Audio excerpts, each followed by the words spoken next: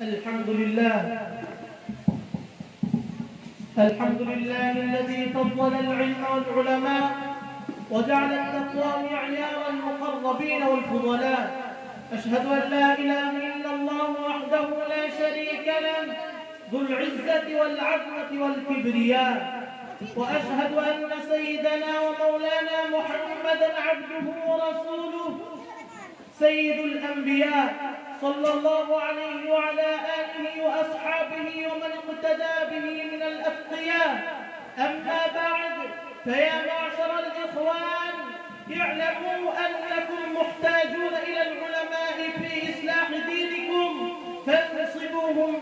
فانصبوهم على المسافة الغضبية من بلادكم، وانظروا عمن تأخذون دينكم. وقد قال رسول الله صلى الله عليه وسلم: إذا وسد الأمر إلى غير أهله فانتظر الساعة. فلا بد من التمييز بين علماء الحق والربانيين وبين علماء السوء والمتلبسين.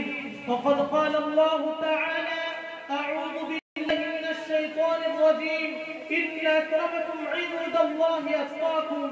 وقال عليه الصلاة والسلام: إن شر الشر شرار العلماء وخير الخير خيار العلماء. وقال عمر رضي الله تعالى عنه: إن أخوف ما أخاف هذه الأمة المنافق العليم. كيف يكون منافقا عليما؟ قال: عليم اللسان جاهل القلب والعمل. وعن ابن سيرين: إن هذا العلم دين فانظروا عمن تأخذون دينكم. أعوذ بالله من الشيطان الرجيم، إنما يخشى الله من عباده العلماء.